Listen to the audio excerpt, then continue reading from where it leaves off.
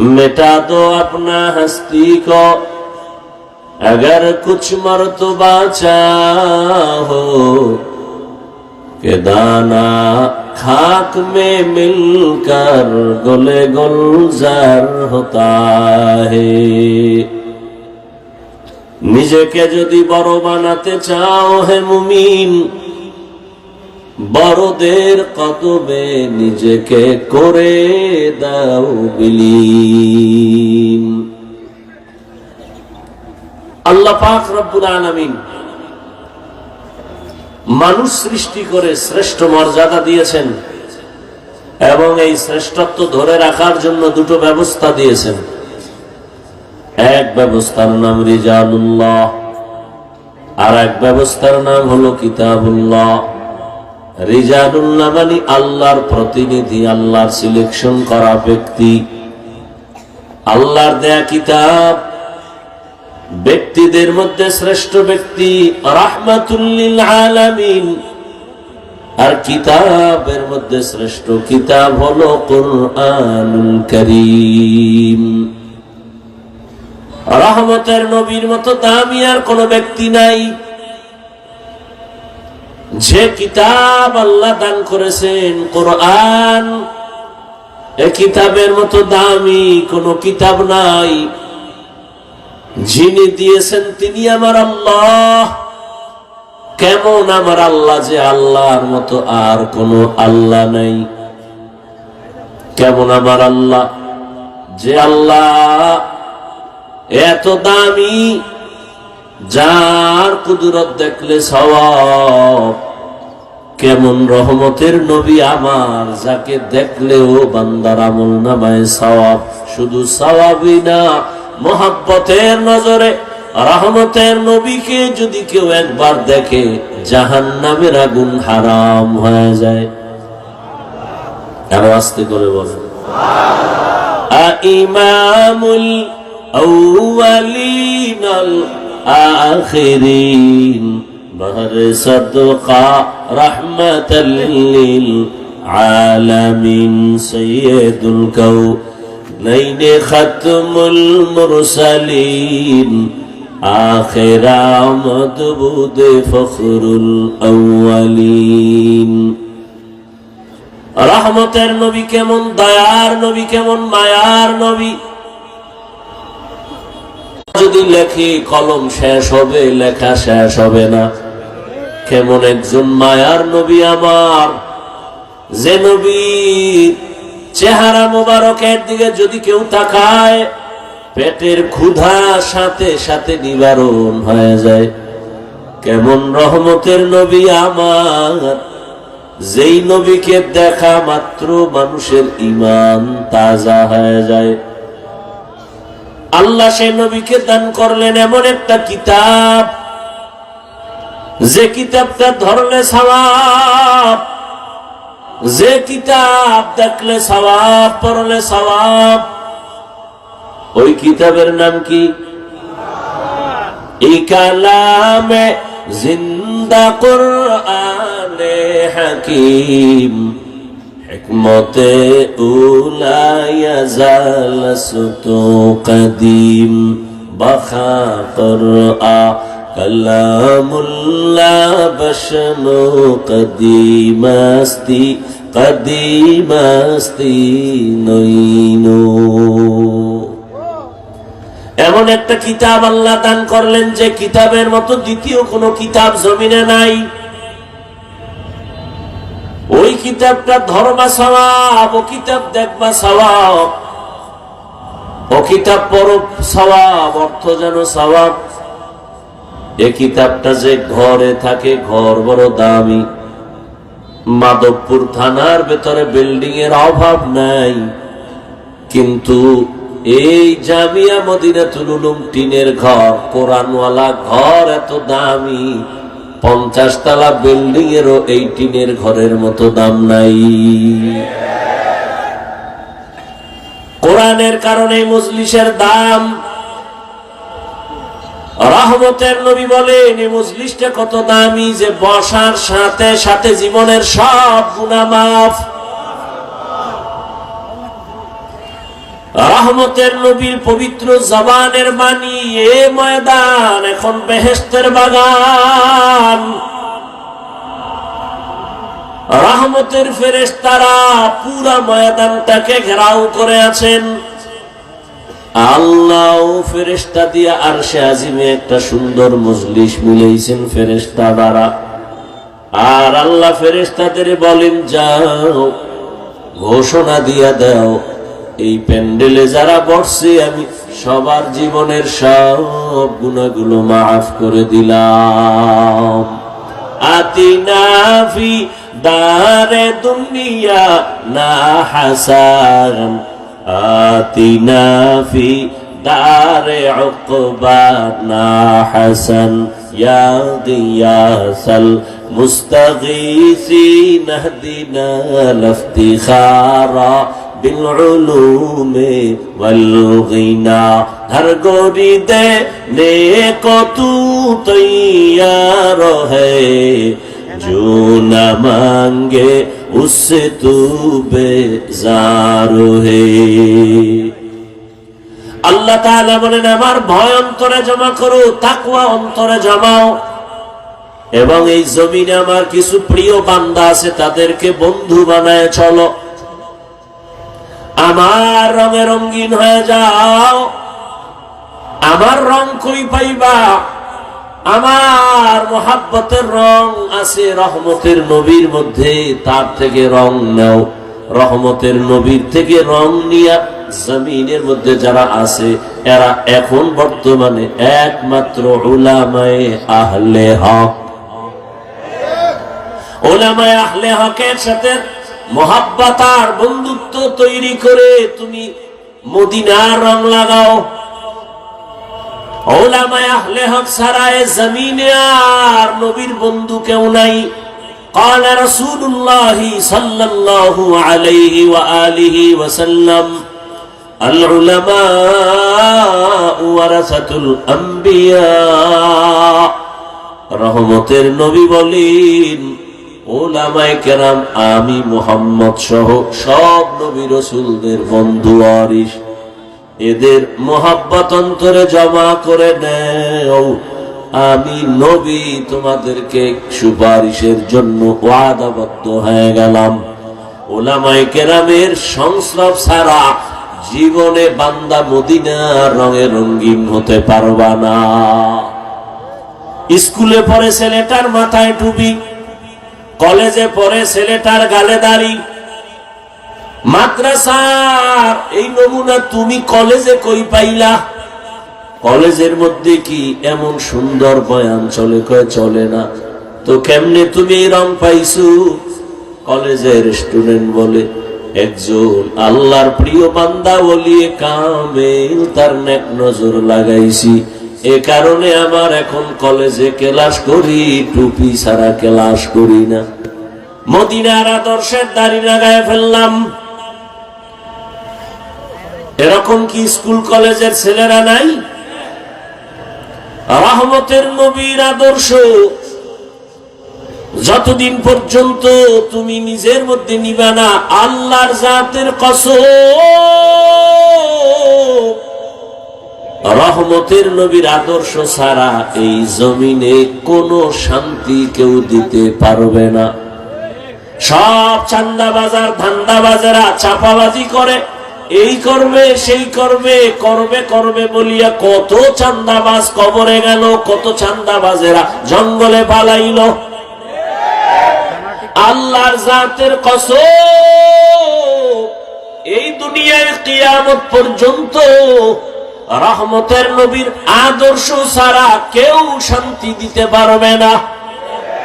এ কথাটা চান্দাবাজার ধান্দাবাজেরাও জানে, তবে মানে না কেন? ওদের চান্দাবাজি চলবে না। যদি নবীর আদর্শ মানে তাহলে দুর্নীতিবাজের দুর্নীতি চলবে না, চোরের চুরি চলবে না। এই জন্যই চোরারা কয়, হুজুর বয়ান করেন, রাজনীতি রস করবেন না।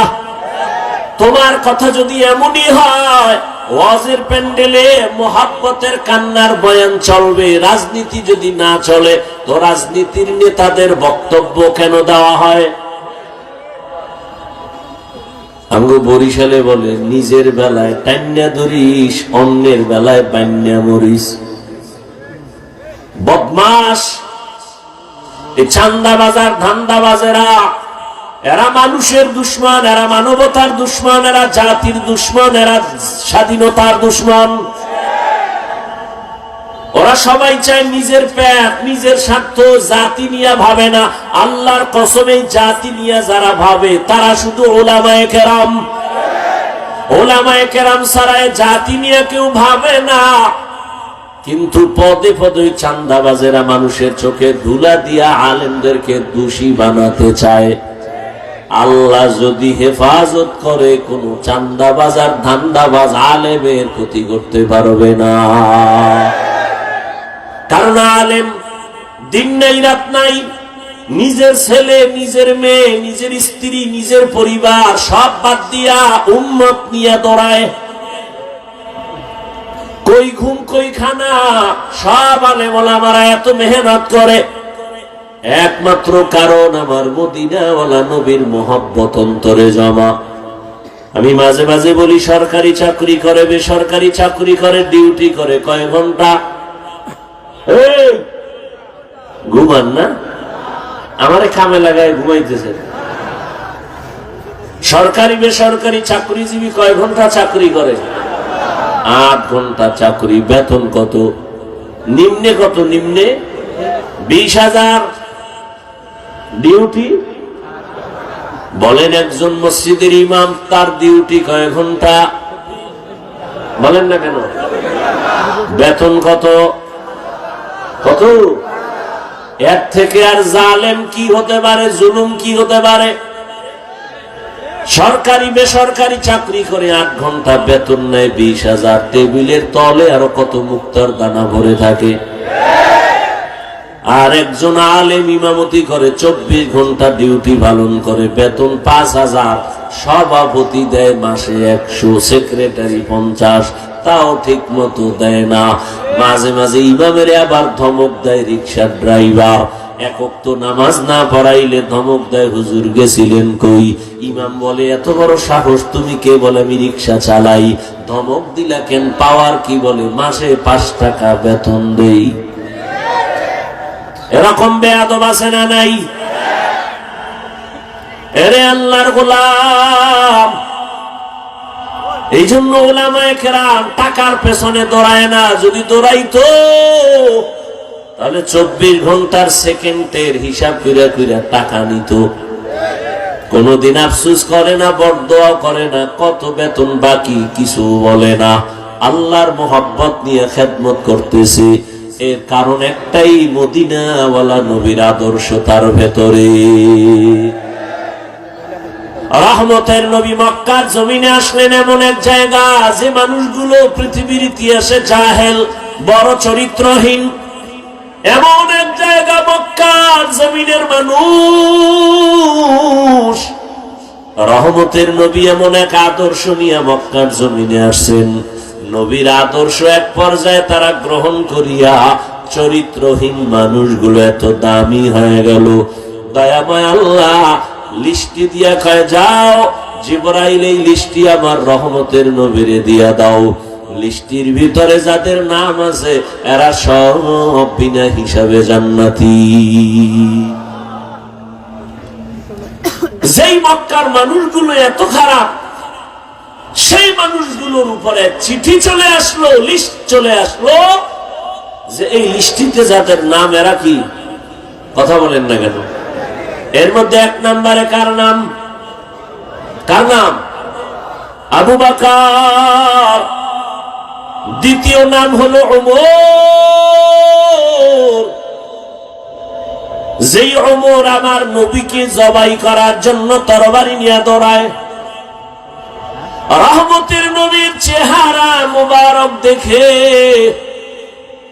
সেই ওমর এতটা আশিক, রহমতের নবীর সামনে গিয়ে তরবারি ফালায় বলেন, ইয়া রাসূলুল্লাহ, আমারে কালেমা পড়ায় দেন, বেয়াদবি করে ফেলেছি, মাফ করে দেন। রহমতের নবীর ছোঁয়া পাইয়া ওমর এমন দামি হয়ে গেল, তরবারি হাতে নিয়ে দাঁড়ায় বলে, ইসলামের দুশমনেরা, মুহাম্মদের প্রয়োজন নাই, যদি কেউ কিছু বলতে চাও আমি ওমরের তরবারির সামনে দাঁড়ায় যাও। আল্লাহ সে ওমরকে নবীজির ছোঁয়া পাওয়ার কারণে এতটা দাবি বানাইছেন, এখন ওমর যেই পথে চলে শয়তান ওখানে চলে না। যুবক ছেলেটা একটা মদের বোতল হাতে নিয়ে মদ পান করে, মস্তি করে আর রাস্তা দিয়ে যায়। হঠাৎ করে তাকায় দেখে অন্য রাস্তার মাথায় ওমর আসতেছে। যুবকের অন্তরে ভয়,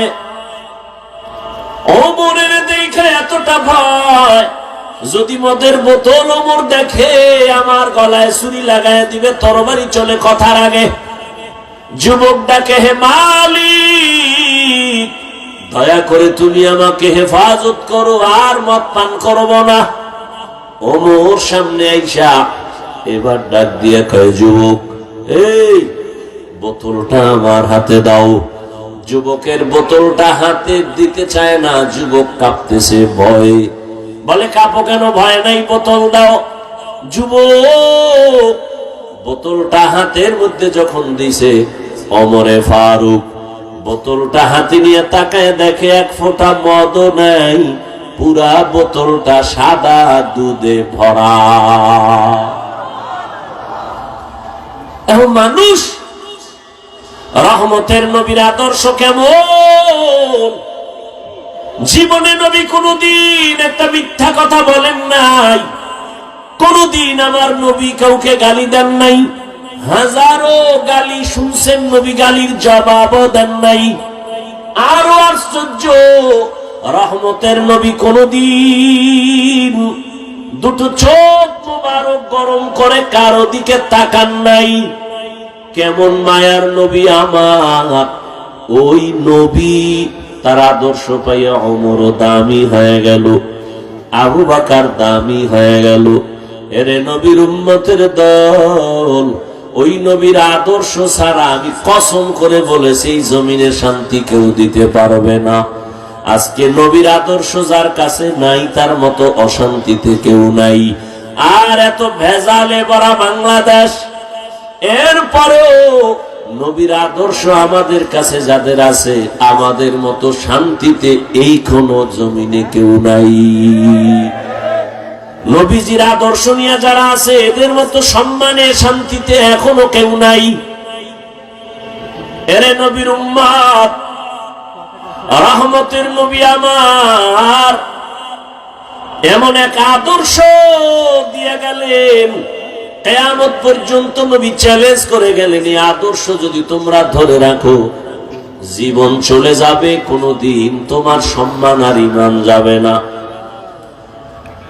রহমতের নবীর আদরের একজন সাহাবী, সালাবা তার নাম, অল্প বয়সের,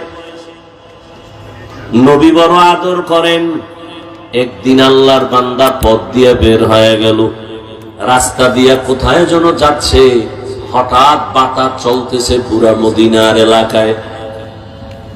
সালাবা নামের আল্লাহর বান্দা, অল্প বয়স, কিশোর, হঠাৎ রাস্তা দিয়ে হাঁটতেছে হাঁটতেছে, হঠাৎ করে চোখের নজর বাড়ির মধ্যে পড়ে গেল। বাড়ির মধ্যে একটা মহিলা গোসলখানায় ছিল, পর্দা লাগানো। হঠাৎ করে বাতাসে পর্দা উড়ে গেল। সালাবার চোখের নজরটা অনিচ্ছায় ওই মহিলার দিকে যখন পড়ে গেল, সাথে সাথে বাতাস আবার পর্দা ফালায় দিল। রহমতের নবীর আদরের সাহাবী, কিশোর সাহাবী সালাবা ভয়, ভাবতেছে কি হয়ে গেল, ভাবতেছে ভাবতেছে, হঠাৎ অন্তরের মধ্যে এই পরিমাণ ভয়। রহমতের নবী আমার এত আদরের, এত আদর করে, আমি তো ইচ্ছা করে ওই মহিলা দিয়ে তাকাই নাই, হঠাৎ করে নজর ভরে গেল। আমার মাওলায় যদি নবীরে জানায় দেয়, আমি কেমনে নবীর সামনে লজ্জায় মুখ দেখাবো। ঢুকছে অন্তরে, ঢুকা এমন ভাবে এটাকে ভাবাইল, সালাবা ভাবতে ভাবতে হঠাৎ চোখের পানি পড়া শুরু হয়ে গেল যে না, আমি এই অবস্থায় আমার নবীর সামনে যাব না। যদি আল্লাহ জিব্রাইলের দিয়া জানায় দেয়, ও জিব্রাইল নবীরে জানায় দাও সালাবা বেগানার দিকে নজর দিয়েছে, নবী এত আদর করেন, আমি সেই নবীর সামনে কেমনে দাঁড়াবো। কিশোর সাহাবী সিদ্ধান্ত নিল আমি আর নবীর সামনে যাব না। সিদ্ধান্ত নিয়ে রওয়ানা, পার্শ্বে জঙ্গল আর পাহাড়ের দিয়ে চলে গেল। পাহাড়ে যাইয়া ওই সালাবা কিশোর সাহাবী কান্না করে, কান্না এত কান্না, একদিন 2 দিন 3 দিন চলে গেল। সালাবা পাহাড়ের চূড়ায় গিয়া কাঁদে, ও দয়ার মালিক তুমি আমারে দয়া করে মাফ করে দাও, আমি রহমতের নবীর সামনে কেমনে দাঁড়াবো। চোখের পানি ছেড়ে পাহাড়ের ওই চূড়ায় গিয়া কান্না করে। ও আমার কলিজার যুবক, সারাটা রাত মোবাইল সামনে নিয়ে জেনা করতেছো, মোবাইলের দিকে তাকায় সারা রাত চোখের জেনা, কানের জেনা, জবানের জেনা, অন্তরের জেনা।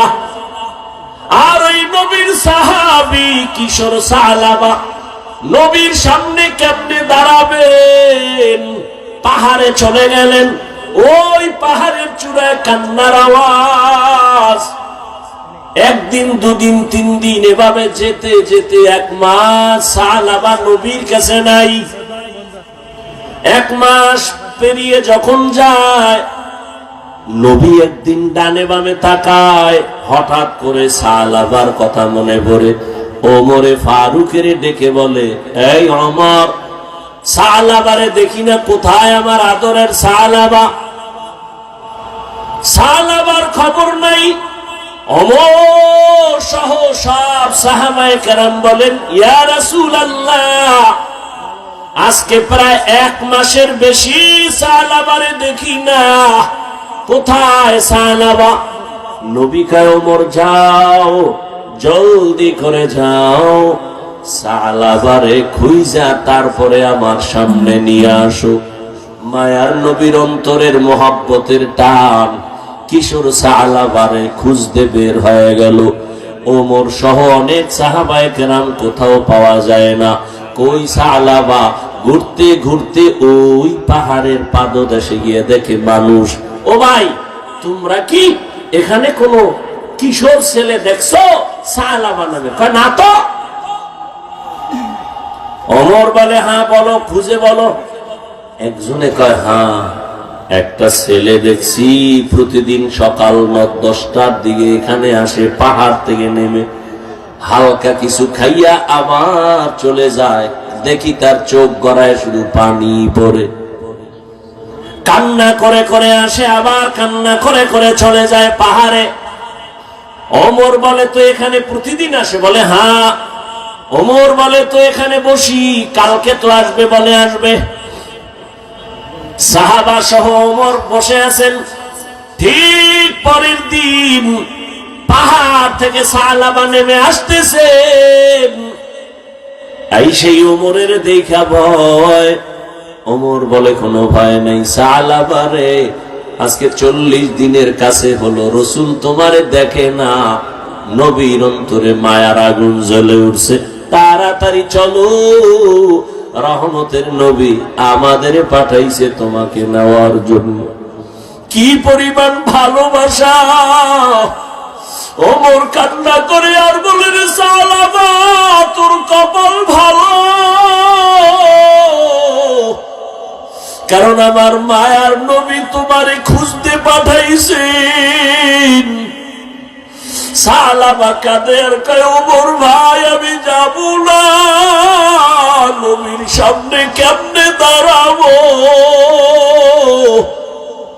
আমি অন্যায় করে ফেলেছি, বড় লজ্জা পাই। ওমর বলে রসুল থেকে ওয়াদা নিয়েছি তোরে না নিয়ে যাব না। সালাবার হাত ধরিয়া জোর করে মদিনার নবীর পথে রওনা। রহমতের নবীর সামনে ওমর সালাবার নিয়ে হাজির। সালাবা কান্না করে করে বেহুশ। মায়ার নবী বসায় কয়, আয় সালাবা, 1 মাস ভিতরে দেখি না কেন? সালাবা কাঁদে, নবী আমারে আল্লাহ মাফ করবে নি। সালাবা কাঁদতেছে। নবী বলেন, আমার উরুর উপরে মাথা লাগাইয়া রেস্ট নাও, শুয়া শুয়ে একটু আরাম করো, কান্না বন্ধ করো। তুমি যদি অন্যায় করো আমার মাওলা মাফ করে দিবেন। সালাবা কান্না করে কান্না করে কান্না করে আর এদিক সেদিক দৌড়াতে চায়। রহমতের নবী বলেন, সালাবা কান্না বন্ধ করো, আর কাঁদিও না।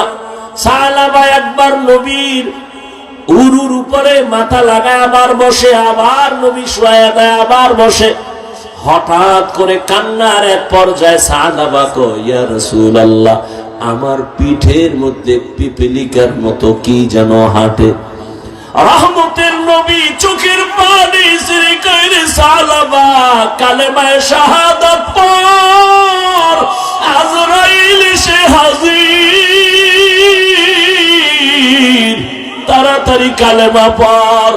সালাবা কালেমা পড়তে না পড়তে দেখে প্রাণ পাখি নাই। মায়ার নবী সালাবার মাথা ধরিয়া কাঁদতেছেন আর বলে, ওমর তাড়াতাড়ি জানাজা রেডি করো। সালাবার কবর খনন করো, জানাজার প্রস্তুতি নাও। ওমর সাহাবায়ে কেরাম সবাই রেডি, গোসলের ব্যবস্থা করো। কাফন পরানো হলো, গোসল করানো হলো।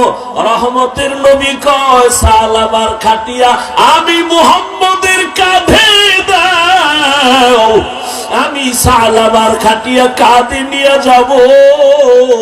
ওমর বলে, আমরাও কাঁধে নিলাম, সবাই ময়দানে যাচ্ছি, জানাজা হবে। মানুষ, হাজারো মানুষ তৈরি হয়ে গেল ময়দানে। কিন্তু দেখি তাকাইয়া আমরা পুরা পাও ভর করে করে হাঁটি, কিন্তু রহমতের নবী শুধু বৃদ্ধাঙ্গুলের উপরে ভর করে করে হাঁটেন। ওমর বলে, ইয়া রাসূলুল্লাহ, এত কষ্ট করে পা মোবারক ফেলেন কেন? পুরা পা ফেলে হাঁটেন না কেন? রহমতের নবী বলেন, ও ওমর, জানো না আমি দেখতেছি সালাবার উপরে আমার আল্লাহ এতটাই খুশি, আসমান থেকে কোটি ফেরেশতা ময়দানে হাজির। সালাবার জানাজায় হাজির হয়ে গেল। জানাজার পড়ার জন্য ফেরেশতারা এই পরিমাণ মাঠে আছে, আমি কদম দেওয়ার মতো জায়গা পাই না। আমি সালাবার জানাজার ইমামতি করব। ও এলাকার মা বোনেরা, যুবক বাবারা, ওরে অনিচ্ছায় একটা মহিলার দিকে নজর পড়ায় যদি সালাবা এত কান্না করে, ওরে তুমি কি পরিমাণ গুনার সাগরে ডুব দিছো। নবীর আদর্শের দাড়ি নাই, টুপি নাই, নামাজ নাই, আমার নবীর কাতারে কেমন করে দাঁড়াইবা? পায়ে হাত রেখে বলি, এখনো সময় আছে, তওবা করো। আর জীবনে নবীরে কাদাইও না, দাড়ি কাটিও না রে যুবক। আমার নবীর আদর্শের মালা গলায় লাগাও, ওলামায়ে কেরামের পরামর্শ নিয়ে জীবন চালাও। আর দাড়ি কাটিও না, নামাজ ছাড়িও না। তোমার মতো কত জেনারেল সন্তানেরা জেনারেল লাইনে থাকিও চাকরি করে, ব্যবসা করে, নামাজ ছাড়ে না, বেপরদায় চলে না। তুমি কেন পারবা না? আল্লাহর কাছে তওবার নিয়ত করো, মরিয়া গেলে যাব, আর কোনদিন দাড়ি কাটবো না, নবীর বিরুদ্ধে যাব না, নামাজ ছাড়বো না, মা বাবার সাথে বেয়াদবি করবো না, নবীর তরিকা মেনে উলামায়ে কেরামের পরামর্শ নিয়ে চলবো। তওবা করার যদি নিয়ত হয়, খাঁটি তওবার নিয়ত যাদের আছে, দুটো হাত আমার আল্লাহকে দেখায় দাও। আয় আল্লাহ, হাতগুলো কবুল করে নেন, তওবা কবুল করে নেন। আয় আল্লাহ, তওবার উপরে মজবুত হইয়া চলার মতো তৌফিক দান করেন, আমিন। ওই নবী মদিনার মোহাব্বত অন্তরে জমা করে আল্লাহর কাছে তওবা করে আজকে থেকে এক ওয়াক্ত নামাজ যেন ছুটে না যায়। আল্লাহর মোহাব্বত নিয়ে 5 বেলার নামাজ পড়ার জন্য যুবক তৈরি হয়ে যাও। দুনিয়া